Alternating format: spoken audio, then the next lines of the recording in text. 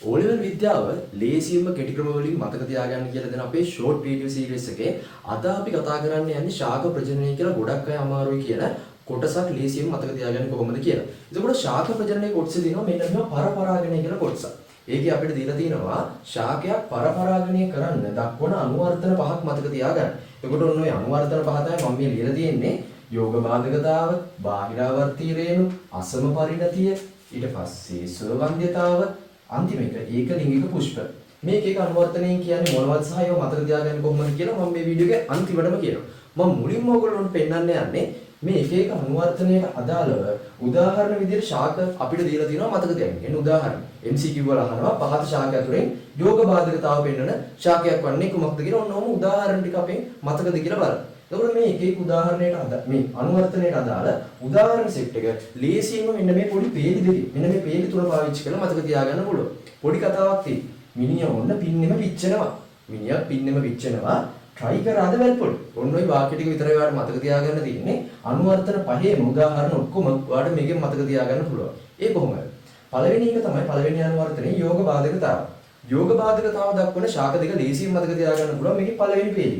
මිනිහා ඔන්න මිනිය කියන එකෙන් අපිට මතක තියාගන්න පුළුවන් මිනිමල්. මිනිමල් කියලා જાතියක් තියෙනවා. ඒ වගේම ඔන්න කියන එකෙන් ඕකිඩ් මල්.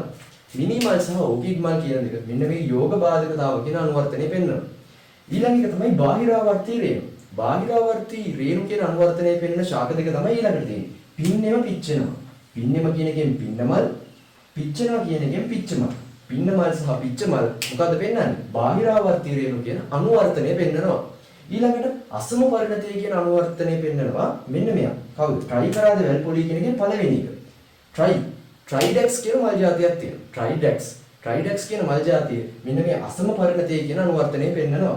ඊළඟට ස්වවන්ද්‍යතාව කියන අනුවර්තනය පෙන්නනවා මෙන්න මේ වැල්පොලි කියන එකේ වැල් කියන කොටසෙන් මතක තියාගන්න පුළුවන්. වැල් දොඩම් මල්. වැල් දොඩම් දන්නවනේ. වැල් දොඩම් වල මල් පෙන්නනවා මෙන්න මේ ස්වවන්ද්‍යතාව කියන අනුවර්තනය. අවසාන වශයෙන් පොලි කියන එකෙන් අපිට මතක තියාගන්න පුළුවන් පොල් මල්. පොල් මල් පෙන්නනවා මෙන්න මේ ඒකලිංගික පුෂ්ප කියන අනුවර්තනය. හරිද? ඔන්න එතකොට අර අනුවර්තන ටිකට අදාළ උදාහරණ ටික දේශියෙන් මෙන්න මේ පේලි තුනෙන් මතක තියාගන්න පුළුවන්. ඊට අමතරව තව එකක් තියෙනවා. ඒ තමයි බඩිරිගු. අපි දන්නවනේ බඩිරිගු ශාකය. බඩිරිගු ශාකය මෙන්න මේ ඒකලිංගික පුෂ්ප කියන එකයි අසම පරිණතය කියන අනුවර්තනයටයි දෙකටම උදාහරණයක් වෙනවා. ඔන්න ඔය විදිහට උදාහරණ සෙට් ටික ඔක්කොම අපිට දේශියෙන් මෙන්න මේ කෙටි ක්‍රමයේ පාවිච්චි කරලා මතක තියාගන්න පුළුවන්. හරි?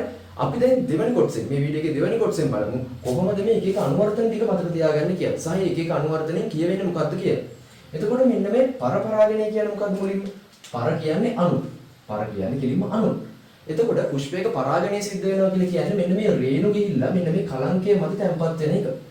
එතකොට රේණුවක් ගිහිල්ලා තමන්ගේම පුෂ්පයේ කලංකය මත තැම්පත් වෙන්නත් පුළුවන්. ඒ වගේ මේ රේණුවට ගිහිල්ලා වෙන පුෂ්පයක මෙන්න මේ කලංකය මත තැම්පත් වෙන්නත් පුළුවන්. තමන්ගේ කලංකයෙන් මත තැම්පත් වෙනවා නම් අපි කියනවා ස්වපරාගණය කියලා. අනුන්ගේ කලංකයක් මත තැම්පත් වෙනවා නම් අපි කියනවා පරපරාගණය කියලා. හරිම ලේසියිනේ. එතකොට පුෂ්ප නිතරම කැමති මෙන්න මේ තමන්ගේ කේම තැම්පත් වෙන්නේ නැතුව අනුන්ගේ එක කියලා තැම්පත් වෙලා පරපරාගණය වෙන්නේ. එයි එතකොට ලක්ෂණ හොඳට මිශ්‍ර වෙලා හොඳ ශාක බිහි වෙනවා ඊළඟ පරම්පරාවේ. එතකොට පරපරාගණය වෙන්න නම් යා මොකද්ද නවත්ත ගන්න ඕනේ? මෙන්න මේ ස්වපරාගණය නවත්ත ගන්න ඕනේ. තමන්ගේ රේණු කියලා තමන්ගේ කලංකයම තැම්පත් වෙන එක නවත්ත ගන්න ඕනේ. ඕකට දක්වන අනුවර්තන පහක් තමයි මේ තියෙන්නේ. කොහොමද? තමන්ගේ රේණු තමන්ගේ කලංකය මත තැම්පත් වෙන එක මේකේ ක්‍රමවලින් නවත්තලා තියෙනවා. අපි බලමු පළවෙනි එක. පළවෙනි එක තමයි රේණුයි කලංකයයි අතර දුර වැඩි කරලා තියෙනවා. අපි කියනවා මේ දෙක අතර බාධකයක් ඇති කරලා තියෙනවා. මේ දෙක අතර දුර වැඩි කරලා තියෙනවා. ඒ කියන්නේ කලංකය ටිකක් උසින් තියෙනවා රේණු ටිකක් පහළින් තියෙනවා. මේ දෙක අතර දුර වැඩි. ඕකට අපි කියනවා යෝග බාධකතාව කියලා. පළවෙනි අනුවර්තනයේ යෝග බාධකතාව. ඊට පස්සේ මෙහෙම දුර වැඩි කරලා වැඩි හරියන්නේ නැහැ. හුලඟින් අර එන්නේ ගිහලා ඒ තමන්ගේ කලංකය මතරම තැම්පත් වෙනවා. ඕක තව ටිකක් දියුණු කරලා ඊළඟ අනුවර්තනය මොකද්ද? දුරත් වැඩි කරා මේගොල්ලෝ එළියට නවලා නැත්නම් බාහිරයට නැමිලා තමයි රේණු ටික තියෙන්නේ. එතකොට ලේසියෙන් මේ කලංකය මත දැම්පත් වෙන්නේ නැහැ. බාහිරයට නැමිලා නිසා අපි මේකෙදි කියනවා බාහිරාවර්තී රේණු කියලා. බාහිරාවර්තී රේණු කියලා කියනවා දෙවෙනි අනුවර්තනයේට. මේකත් හරියන්නේ නැහැ. මොකද මේ රේණු කියන මුලකින් අර මේ ඒත් දැම්පත් වෙනවා. ඉන්න ගියා තුන්වෙනි අනුවර්තනය. මම මේ මතක තියාගෙන ලේසියෙන් ක්‍රමයක් කියන්නේ නැතුව මේකෙන් මේකට ගියා හැම එකක් උන්නේ නැහැ. හරිද? එක එක ශාක තමයි එක එක අනුවර්තන දක්වන්නේ. මම මේ වර මතක තියාගෙන ලේසියෙන් කියලා. තුන්වෙනි එක තමයි කලංකය. දැන් පුෂ්පේ තියෙනනේ කලංකයයි රේණු. පුෂ්ප අපි දන්නවා පොඩි පොහොට්ටුව විදියට පිපිලා මුලින් ඊට පස්සේ තමයි ලොකු පුෂ්පයක් බවට පත් වෙන්නේ. එතකොට මේ පුෂ්පේ පරිණත වෙද්දී ඒ පුෂ්පවල කලංකය විතරක් පරිණත වෙනවා. රේණු පරිණත නැහැ. දැන් පුෂ්පේ රේණු පරිණත නැති නිසා මොකද වෙන්නේ? මේ රේණු ඇති වෙන්නේ නැති නිසා මේ ඒ පුෂ්පේම රේණු ගිහලා කලංකය මත තැම්පත් වෙන්නේ නැහැ. දැන් පුෂ්පේ පරිණත වෙන්නේ එක්ක කලංකය විතරයි එක්ක රේණු විතරයි. දැන් ඒ ළඟම තියෙන වෙන පුෂ්පයක රේණු පරිණත වෙන්න පුළුවන් කලංකය පරිණත නැහැ. එතකොට මේ රේණු ටික ඇවිල්ලා මේ කලංකය දැන්පත් වෙලා පරපරාගණය තමයි නිතරම සිද්ධ වෙන්නේ. ඒක කොටස් දෙක වෙන වෙනම පරිණත වෙන නිසා අපි කියනවා අසම පරිණතය කියලා. ඒ කියන්නේ එක්ක කලංකය මුලින් පරිණත වෙනවා ඊට පස්සේ කලංකය වයසට ගියාම තමයි රේණු ටික පරිණත වෙන්නේ. කොටස් දෙක වෙන වෙනම පරිණත වෙන්නේ. අසම පරිණතිය කියලා අපි අනුවර්තනයට කියන්නේ.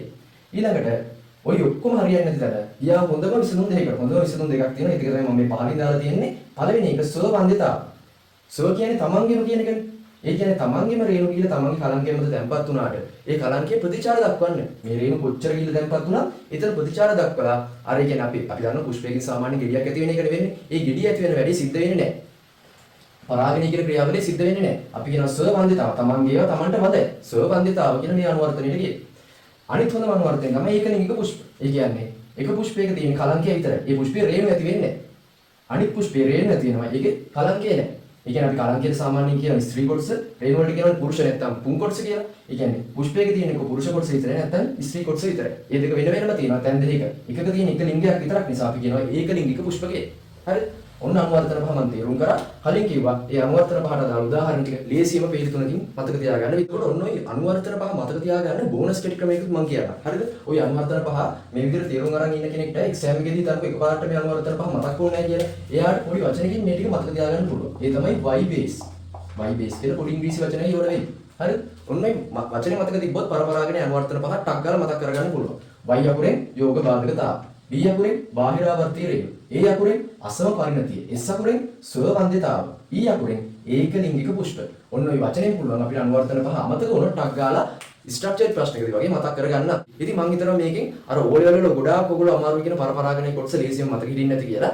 මේක ඔයාලට උදව්වක් වුණා නම් O level කරනවාගේ තව යාළුවෙක්ට ෂෙයා කරන්න. ඒ වගේම O level විද්‍යාව වල ඔයාලට තවත් පාඩම් කරගන්න අමාරු කොටස් තියෙන්නේ මොනවද කියලා පහලින් කමෙන්ට් එකක් දාගෙන යන්න. ඒ කොටස් වලටත් අපි ඉක්මනින්ම කෙටි ක්‍රම එකතු කරන්න බලාපොරොත්තු වෙමින් ඉන්නවා.